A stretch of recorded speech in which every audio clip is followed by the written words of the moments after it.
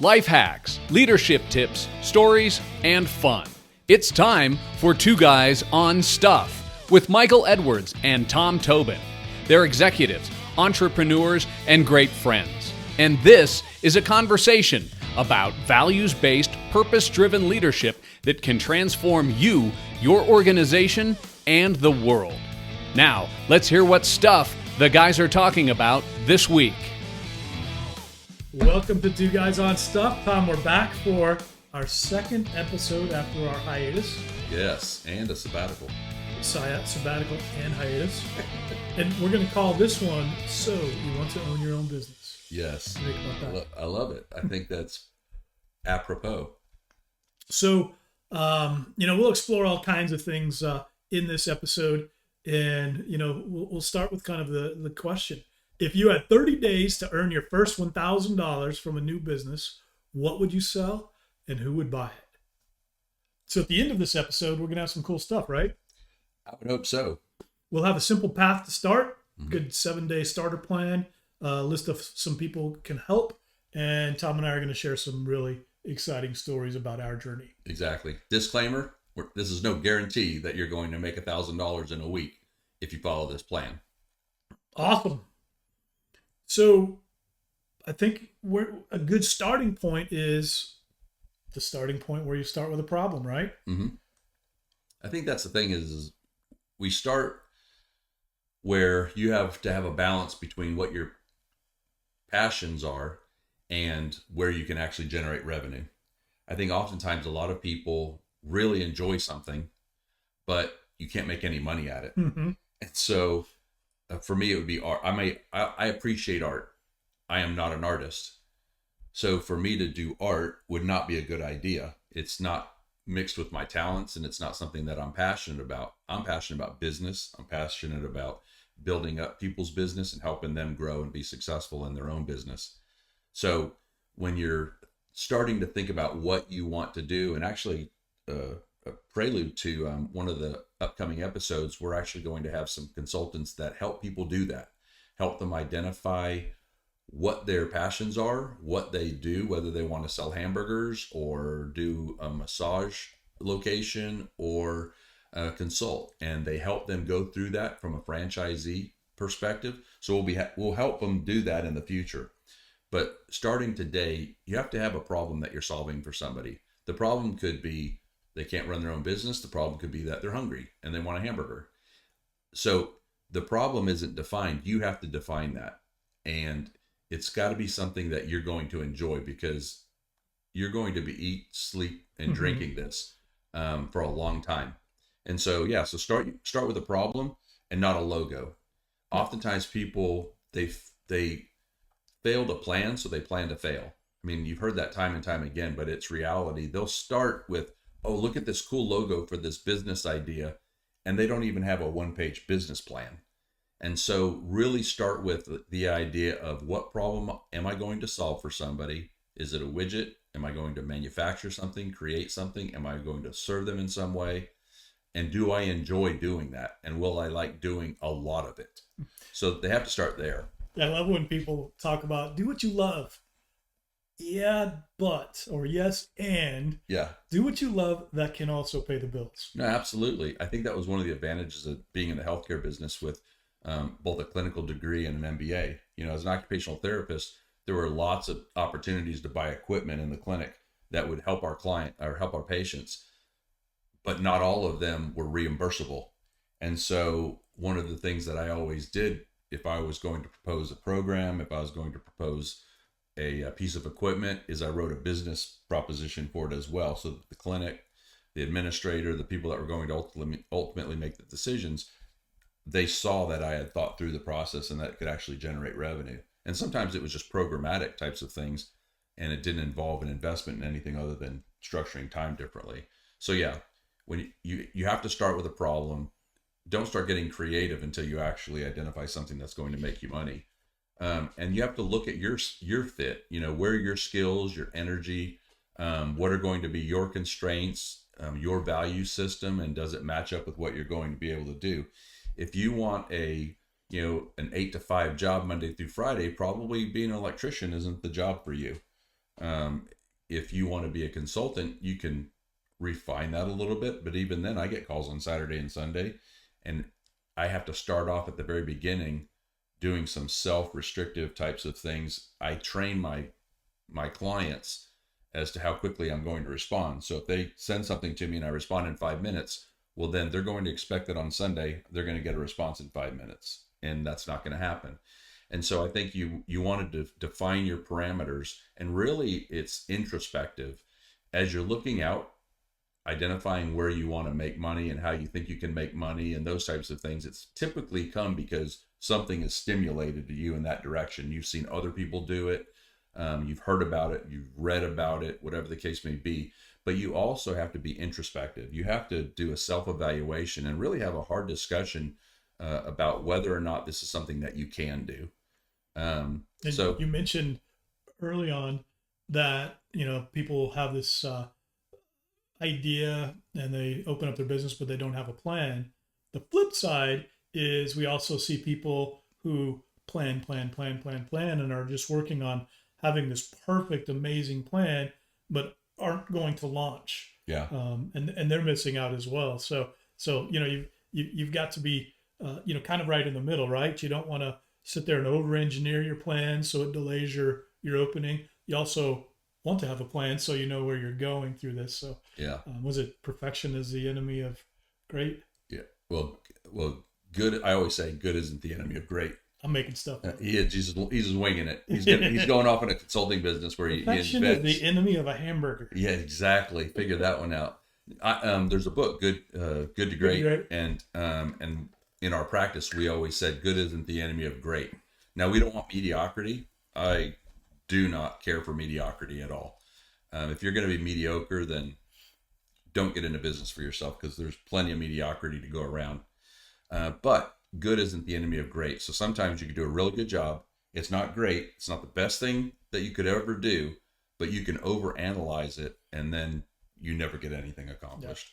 Yeah. I think the message is really, figure it out, get it on paper, and then get moving. Yeah. Sell your first client. Exactly. And even pre-sell, you learn, you pre-sell, you begin to have conversations with people. Hey, if I was to do this, what would you think about it? Seek out people's opinion. If you're so opinionated that you can't tolerate other people's opinion, you probably shouldn't go into business for yourself, because I can guarantee you everybody is going to give you their opinion about what you've done. Even when we were a 5-star rated oil change place, but I still had people yelling and screaming in my face when they failed their state inspections. Isn't that crazy? And I'm like, it's just the law. I'm following the law. If you want me to err and you want me to fudge, wouldn't I do that if I was working on your vehicle too? Do my morals and my professional standards somehow change when I'm working on your vehicle? So do you want me to be a professional, or do you want me to, not be a professional? But if I'm going to be a professional, I'm going to be that in all things. So yeah, I like your point. Would Abraham Lincoln help you pass my inspection? Exactly. Something interesting too, starting with a problem. We talked a little bit about last time about a special project that I'm working on. I'm working on an application to help job seekers take out some of the pain of the process. Right. You hear about people applying for hundreds of jobs a week, and you have to manage all of that information. So I understand that problem, having been a job seeker recently, and I went out to my network on LinkedIn and said, hey, give me the top 3 or 4 problems you have. They validated what I thought, and then we're creating an app based on that. So we felt like there was a problem. We went out to the public to validate that there is a problem, and now we're going to solve that problem with software. So yeah, it kind of follows the kind of one person, one problem, one solution, right, type of method. And that's the thing, is you identify what the problem was, and you created a solution using your skill set. Yep. And we didn't just throw some software together that we think addresses something. Yeah, exactly. Yeah, if you're one of those people that says, well, let's throw it on the wall and see what sticks, you're just gonna have a messy floor. Yeah. And when it's your money, you don't want to do that, right? No, and that's the thing, is you're gonna, and it's also your reputation. Absolutely. Because people make jokes and say, if you're going to fail, fail big. Well, that's just stupid if you're in business. Yeah. If you're going to fail in business, do it very quietly and don't tell anybody. But do it quickly. But learn from it. So, yeah. But how does that apply to you? The things that we've talked about so far. First of all, if you're watching this, you're at some stage of entrepreneurialism and you're interested in it. And so we don't want to discourage you. We just want to make sure that you have the right tools as you get started on your journey. And the first step is identifying, is what you're going to do something that's marketable? Is it something that people need?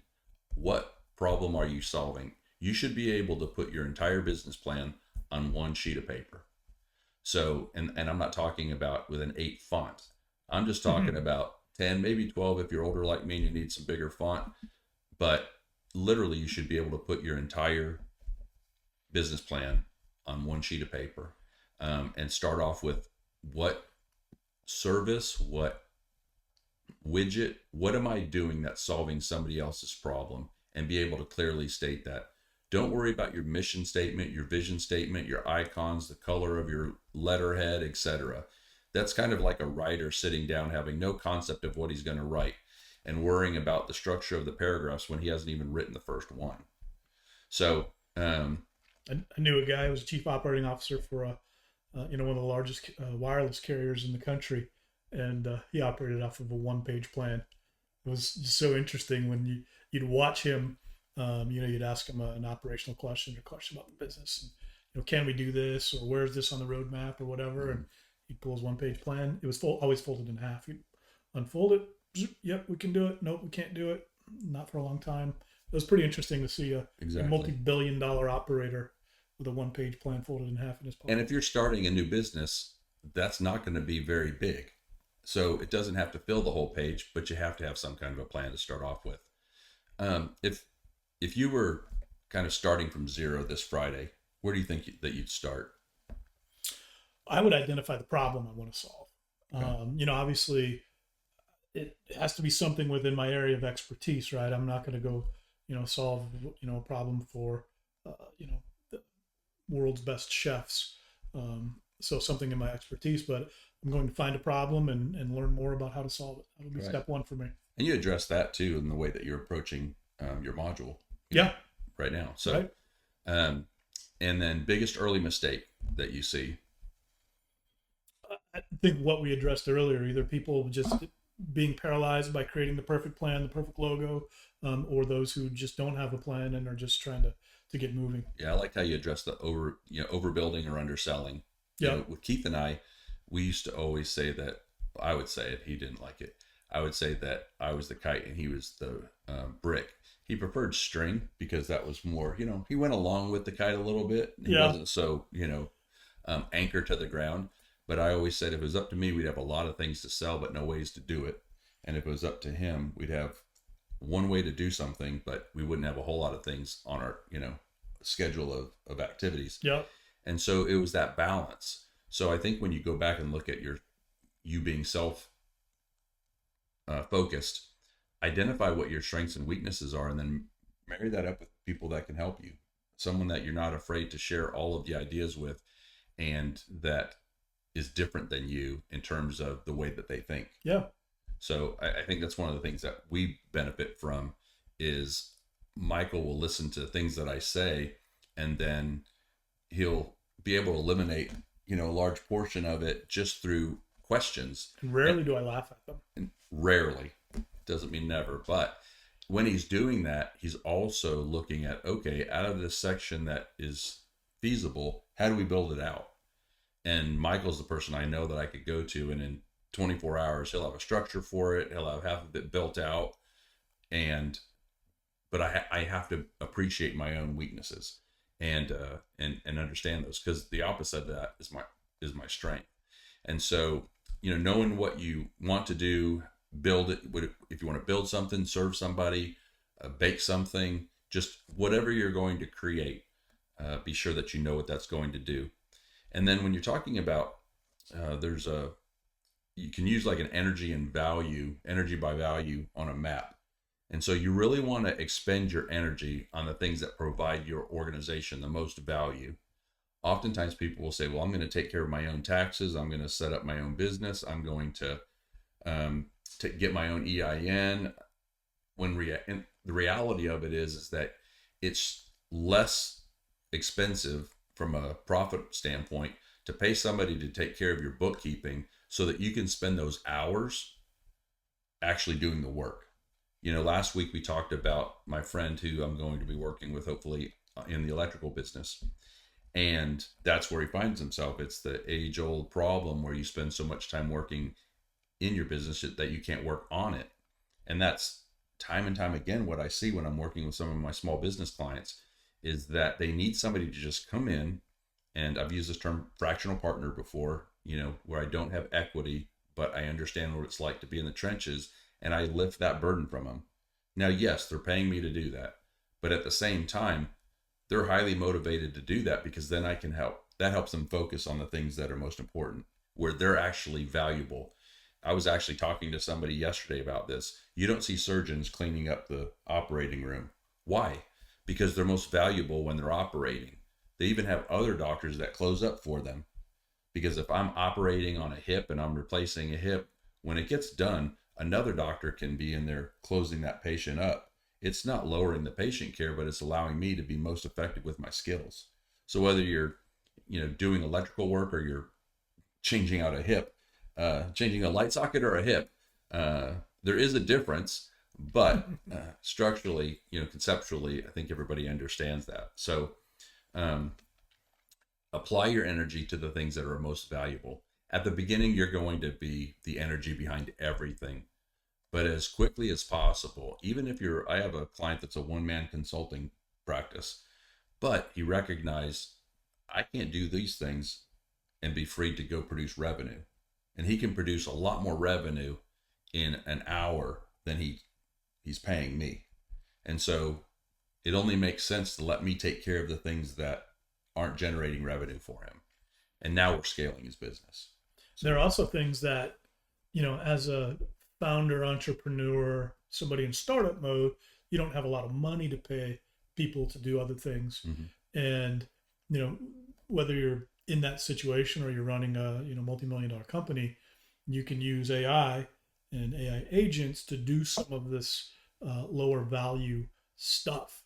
And I know somebody that can help you do that. But what's important is when you're in the startup mode, time is a finite resource, energy is a finite resource, and you need to be working on the things that deliver the most value. Right. What I found too in working with some startups is the founder will be working in an area of the business because it's where they're comfortable, it's what they're good at, and it's not necessarily what's going to move the business forward. So we need to find some workarounds for that. I think another thing that especially people in the service business is, right now vocational work is incredible. The opportunity, if you love to work with your hands and you're in one of the vocation, plumbing, electrical, AC, we're in desperate need of people with those skills. Mm-hmm. And every time I turn around and I'm talking to or working with a small business that's in the trades, that's what they're telling me. They can't find people they can't find people that have the qualifications. Two is they can't find people that are willing to work, which I can't deal with the entire national culture of perpetual laziness. But the fact of the matter is that if you want to build your own business, you have to have a very strong work ethic. Oh, absolutely. But that being said, when you're pricing your services, be competitive, but don't be the lowest.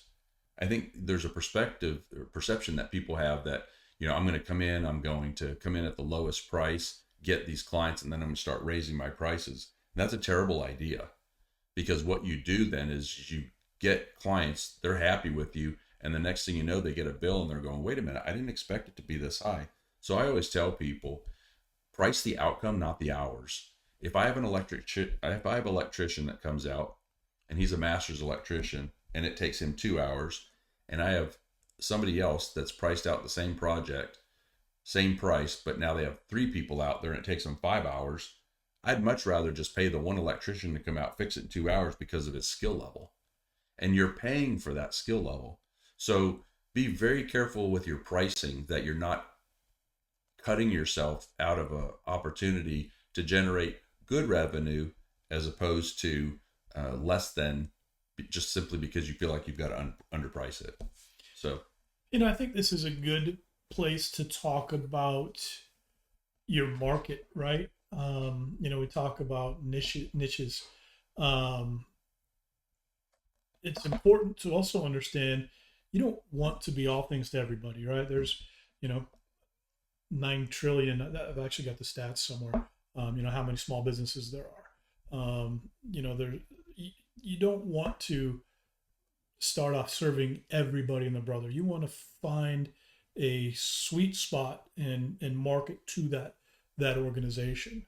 For me in particular, my niche is small to medium businesses who either have not done anything with AI or are starting to embark upon their AI journey, and I can help them with their org development around that. While I could help the Fortune 100 business deploy AI, that's not my sweet spot. So I've identified a niche, and I think that's super important to make sure that you're not chasing your tail or going after things that don't necessarily fit within what you're good at. Absolutely. Two things about that. One is if you really enjoy, I'll give you an example. Let's say you're an electrical engineer and you really like doing all the planning, but you don't want to pull wires. Well, bid the project, do the planning, pay somebody else to pull the wires, and go do another project. Subcontract out the things that you don't really enjoy, because you're generating revenue from that labor. You're providing them an opportunity to provide labor. And at the same time, you can go on to the next project and do what you really enjoy. Sometimes what can happen is you'll get stuck in the weeds of a project, and you'll step back and be like, I hate this. This is why I stopped doing what I was doing before. I didn't want to do this. And it's a tactical issue that you haven't paid attention to. Yeah. And so I think that's really important, is to make sure that, if you have the opportunity to provide an opportunity for somebody else, and within your own context, you can do the things that you enjoy, make sure that you're focused on that. Yeah, I like in terms of understanding who to serve, or what types of businesses. I like the idea of writing the one-line offer. I help insert who this person is or this company is, get what is the result in the time with the method. So I help small to medium-sized businesses deploy AI, train their people around AI, create policies, procedures, governance around AI. In my initial is a 30-day period of time with the pilot, and then whatever methodology is important to that customer. But that whole one-line offer, I help who get what in a certain amount of time using what method. I think that's important as well. I also like the Sunday test when you're trying to figure out what business you want to be in. Would you still choose this work on a Sunday afternoon? That's for you and I, that's a little different. Yeah, exactly. I'm going to say no, because I'm going to be at church. I'm going to enjoy the day with my family. I need one day off to just be centered and focused. Yeah, Sunday is the day of rest. So maybe a Saturday evening. Saturday evening, exactly. Would you interrupt your plans on a Saturday to go do this? Yeah. That's probably better for most people. And if the answer is no, then you're in the wrong business too.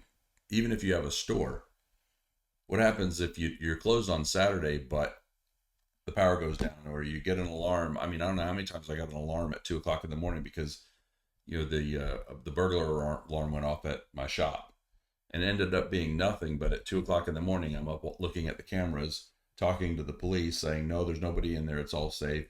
It's a glitch, and now I got to take care of it. But again, not trying to dissuade you from being in your own business, but you have to think about all of that so that you don't make this huge investment in your life, financially, emotionally, physically, mentally, health-wise, and then turn around in 5-10 years and go, yeah, this isn't what I bargained right for. Yeah. Years ago, it was my first job out of high school. I was selling phone systems and computers for Radio Shack Business Products. And my regional manager, his name was Michael Money. Never forget the man. He looked a lot like Rick Moranis, but he had a Texas accent. And Doesn't go together. I think he could sense that I was having some struggles with a couple of things. And he sat me down in his office and he said, Michael, if you ever wake up and say, I don't want to go to work today, find something else to do. I think that's the opposite of the Saturday test, but it's a test nonetheless. Yeah, absolutely. About 2 weeks later, I found something else to do. So. It was good. You Right. know? The reality of it is, if you're in some place that you don't enjoy, it's not good for anybody. Yeah. Everyone knows it, and you've got to find something that you enjoy. I think that. I'm sorry. No, go ahead. I think the successful entrepreneurs are the ones that are doing things that they just love. Yeah. You know, I like that you identified kind of where your niche is with small to medium sized business. One of the things that's a challenge for large business is, you know, large companies, is they think they have it all figured out. What we realized after 20 years of consulting within Fortune 100 companies is that they don't. They certainly didn't have figured out what we had as part of our specialty, which was injury prevention. So we kept people out of the workers' comp system. So our motto was preventing employees from becoming patients. Well, I've had the opportunity since I've retired to talk to a couple of large companies about specific engagements that we might have, and where I felt like those opportunities existed. And it's interesting to hear, oh no, we got that. We've got this figured out. When I'm talking to the franchisees, and the franchisees don't think they have it all figured out. And so it's that, I'll call it corporate arrogance, where they're not willing to admit, hey, we need help. We have a lot of talent, but we are focused on the day-to-day operations. We need somebody from the outside to come in and be able to assist. And that's one of the challenges that I have with working with large companies, and why one of my first questions with any organization that I work with, small, medium, or large, is how willing are you to adapt your culture? And I'll probably say that 100 more times over the course of all of our podcasts, because if they're not willing to make changes, then I've got no interest in working with them. So when it comes to like resources and things like that, what would you recommend? Well, first, I would recommend Tobin Consulting or Edwards Advisory Group. Great idea. Yeah. So that's first and foremost. But, you know, I have had some really good luck with SCORE. Retired executives. They have a lot of free services. They'll help you write business plans. They'll help you go for funding, find you some money. That one is a really good one. Okay. I've also had some really good luck with chamber programs. Tom and I live on kind of a border between the seventh largest city in the country and rural Texas.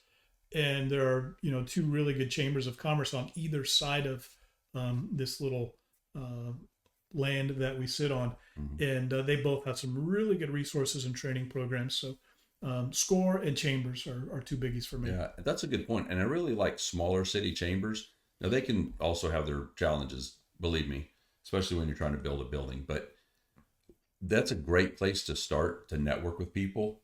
And it's a smaller community-based type of a thought process. Keep it local. You typically will see that just in any small chamber. And they actually typically will have resources within it to assist you to meet, if you're trying to meet the need of that community.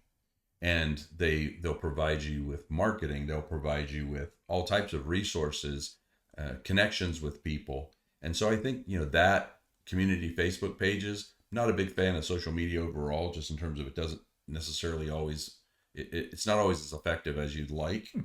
But at the same time, your local chambers of commerce, especially in smaller communities, can be really helpful in identifying ways that you can be successful. Yep. I mean, they want that story. They want the story of, we've got 2, 4, 20 small business startups that we helped from people within our own community. And typically, and if you're a veteran, even better, there's veteran resources that can help you. And then also too, just step back before you look at community types of resources and look at the people around you. Is there somebody in your life that's doing the things that you enjoy or that you're thinking about doing? and ask to buy them coffee. When I was at operating my Grease Monkey franchise, and I think I've shared this before, but I probably had half a dozen to a dozen people that were talking to me about their businesses and things that they'd like to do. And I just said, well, come up and have a cup of coffee. But if I hadn't asked, I would have absolutely said yes if they had just said, hey, can I come up and have coffee with you and talk to you about it? So first, reach out to the people that in your immediate circle. Find a mentor. Find someone that's done it. Find someone that's tried to do it and failed. Maybe what you're looking at doing is no longer viable as a business option, or maybe it is, and you just can learn from what their mistakes were. And then after that, look for a peer group, and then finally maybe some potential customers that would be willing to, that's where if you're going to give quote unquote anything away, or you're going to cut somebody a break, then I would engage that. But I'd also have an ask. I would say, hey, I'd like to help you, but I'm going to ask you to be a reference for me.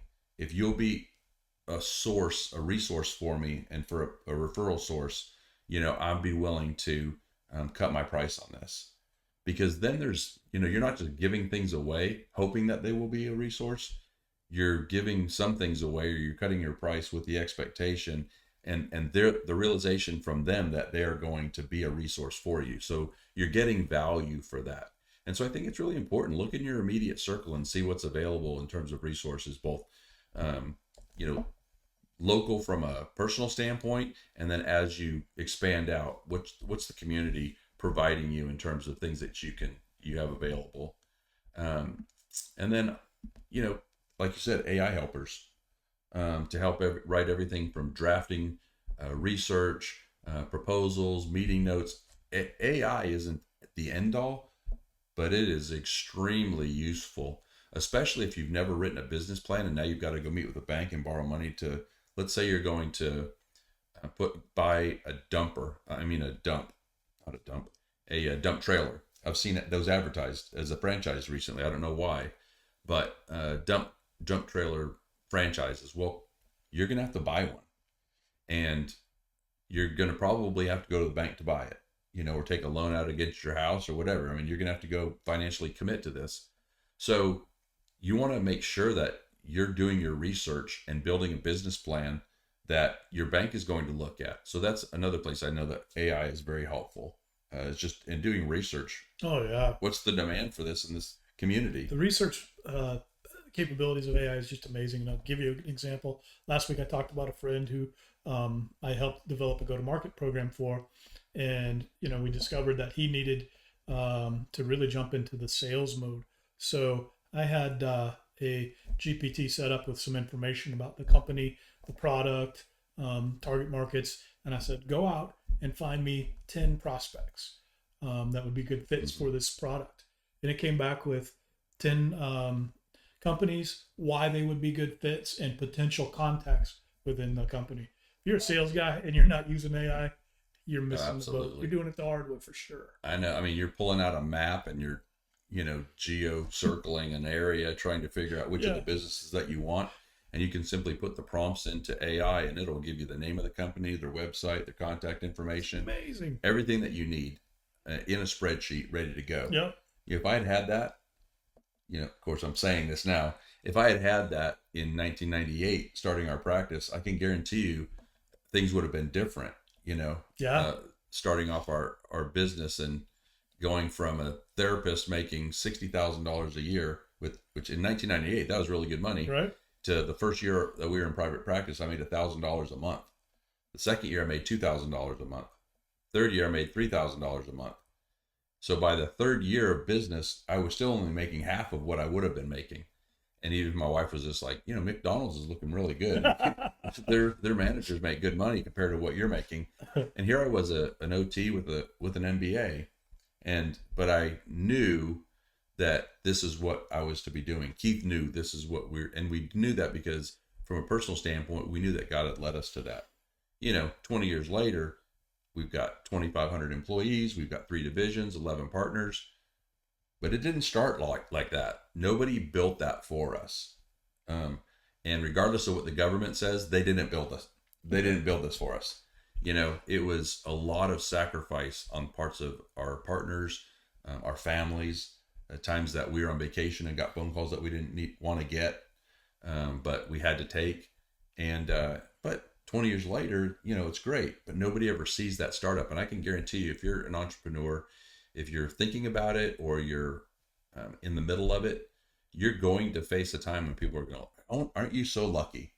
I'm like, yeah, I had a lucky tree in the back. Right. And every time I felt unlucky, I would just go out there and pick a leaf off my lucky tree. You're not lucky. It takes commitment. And, but you can do it. I also want to be an encourager. When you think about what role I want to play when I'm consulting with clients, I want to encourage them. As I sat there and talked to the couple last week about their electrical business. And when I told her, I want him back in your house more often. I want you guys to be back together as a family and get more balance. I really meant it. That's my passion. That's what I really love to do. Yeah, I want to make them, their business scalable. I want to help them make money, more efficiently, etc. I want to help them with the tactical things, but it's the things that are those touch points that are more important that you'll begin to appreciate as an entrepreneur. So let's jump. We need to wrap. That's right. Let's jump into the 7-day starter sprint. We promised you to have a 7-day plan. Okay. And then we'll wrap. So day 1 is pick one problem and one person. Day 2, do 3 short interviews. Ask what hurts, what they tried, and what a win looks like. Day 3, draft a 1-line offer and a simple page with a calendar link. Day 4, ask 5 people for feedback or a pilot purchase. Day 5, write a 1-page delivery plan. Day 6, deliver a sample or first session. And day 7, gather 1 testimonial and 1 metric. And if you want to, we'll paste that into the show notes, but we can give more explanation. If you send an email to info@edwardsgrouptx, we can send that out to you. Michael, one of the things that I noted, even as you were saying that, not one of those things cost $1. Yeah. Those are all things that you can do as part of your R&D, your research and development. They don't cost you anything but mental energy. And if you're not willing to do that, then enjoy our entire podcast on entrepreneurialism and share them with people that are. Because the reality of it is if you won't do the free things that people are giving you, then certainly you're not going to spend $1. Yeah. To do the other things that are hard. If you don't, if this 7-day plan makes you not want to go to work today, find something else to do. Yeah, exactly. There are a lot of other podcasts you can listen to, some comedy ones. This isn't a comedy one? No. Oh, I know, right? We're so funny. So yeah, if you don't believe that, just ask us. And look for people to help you. That's what we're here for. Write in, ask questions. We'll answer your questions online and give you credit for it if you want. Jim Bob from Boken just, asked us this question. We'll give you credit for it if you need it, but we just want your questions answered. Yeah, absolutely. So do the 7-day starter sprint. So what do you think your product would be? I already know. Your product for service for the first $1,000. I think you're building it. Yeah, I'm building it. Job seeker. Exactly. First hire, ops, sales, or delivery? Sales. Yeah. Keith used to always say, Tom, why do you tell them that we can do it? I'm like, I'm not going to tell them that we can't. Exactly. So he was always like, Tom will say, yeah, we could do it. And then we'll both sit there and try and figure out how we're going to do it. But you do not want to turn down business. Right. Big city or small town? This is a tough one because, obviously the niche big city is going to have more clients. So that's a good one, but I want to live in a small town. Yeah, exactly. So you might have more opportunity in a big city, but I think you make better connection in a small town. So start in the area that you feel is most appropriate and the people that you have the biggest connection to. So that's where I'd start. Well, let's jump to the last one. One tool you can't live without. At this point in my career, AI. Definitely. Anything specific in AI? I think it's capacity for being a thought partner. That's a typical term in AI is telling the AI agent that, and an agent isn't like a person. It is kind of like a person, but you can build your own agent. Essentially, you provide it information about your personality. You can give it writing samples, presentations that you've done, videos that you've done. You can put all that information into it, and it builds a profile of you in a secure, highly secure manner. And then it essentially analyzes your writing styles. And so mine's called RoboTom. I don't think I talked about that last time. I call it RoboTom. And what I do is I'll ask it, I'll say, I want you to be a strategic thinking partner. And I even can build in my own acronyms. So it knows when I say STP, then that means that I want it to be my strategic thinking partner. And it will act as just that, like someone who's having a dialogue with me. So that tool is one of the things that I found to be most useful. I'll put something like, I'm thinking about doing this. Ask me questions one at a time until you know what you need to, and then provide me an analysis of whether you think it's a good idea. Or I'm researching a subject. Here are the things that I know about it. Ask me questions until you feel like you can go out and gather the information that I need. So it doesn't do the thinking for me. I want to be very clear. It doesn't do the thinking for me. It does the grunt work. Instead of me spending 100 hours on research and writing and all this other stuff, I give it the prompt, and then it sends out its minion arms. It gathers all that data, brings it back to me. So yeah, definitely AI. I can figure out a lot of stuff with AI right now. Awesome. Yeah, same. AI, several different tools, but for vibe coding, I can't get away from Lovable.dev. For kind of more technical stuff, I've been using Claude a bunch lately. Mm-hmm. They just came out with their 4.5 model, which is really, really slick. But ChatGPT still gets most of my use. Yeah, me too.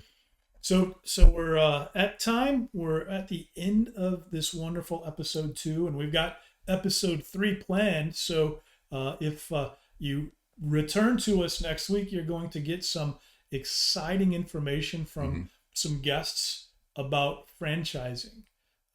Many entrepreneurs want to start a franchise and kind of get a playbook, a business in a box, something like that. And we're going to have some resources next week to talk about that. And the key word is free. That's the thing is they are consultants that help match franchisees with franchisors in the industry that they enjoy or they want to work. They also help with alignment to be sure that it's something that you're wired for and you don't pay anything for it, for their service. Now, when it comes to franchise fees, etc., they help you find and identify the right one. So really, if you're looking at a franchise model where you've got some things pre-built, we'll also talk about some of the benefits of franchising versus building it yourself. And I've got a lot of information on that in terms of what we were able to accomplish and why I chose a franchise model versus just opening up my own, automobile lube shop. And so, as we're wrapping up, what's your nugget? I think my nugget is do it. Don't wait for the perfect plan, the perfect logo. Figure out which problem you're going to solve, figure out how to solve it, and get moving. Start selling.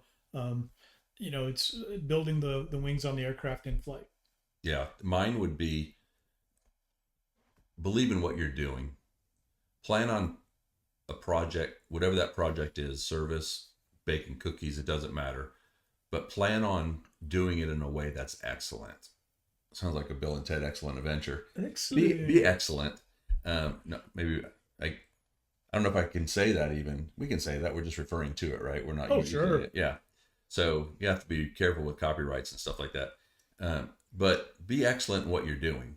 Don't settle for mediocrity, because it is very clear right away. Everyone goes into a restaurant nowadays and right away whether or not your service has been excellent or that person just looked like they hated being there, but they're still out there with their hand out for a tip, right? And so I want to encourage, if you're of the entrepreneurial mindset, There are resources that can help you, and we are here to help. We're doing this because we have a passion about helping other people. And so, Michael, how can people reach you? You can get me at cool new website, edwardsadvisorygroup.us, or you can drop me an email at info@edwardsgrouptx.com. All right. And mine is tom.tobinteam, TOBINTEAM @gmail.com, until I have my ultra cool competitive website, completed at tobinteam.com. But right now we're in the middle of a big remake. But tom.tobinteam@gmail.com. And if you have questions, shoot us questions, or what's the other one? Info@edwardsgrouptx.com. All right. Now we're going to challenge you. Take the 7-day sprint, try it, and let us know how it goes. You can either comment in the Spotify show notes, send us an email, what have you. We'd love to hear how you're doing, and we'd love to talk about it on the next episode. And we want you to have a small win. Let's get you a small win. Let's gain a couple of yards, which is basically the theme for Dallas Cowboys, is just gain a couple of yards. But let's gain a couple of yards, and I'm a Cowboys fan, so he went there.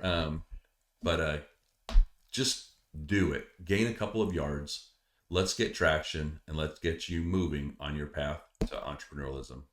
Until next time. Two Guys on Stuff. We'll see you next week. Thanks for listening to Two Guys on Stuff. Tune in next week as Tom and Michael talk more about leadership stuff, life stuff, helpful stuff, and maybe even your stuff. Until then, keep your stories fun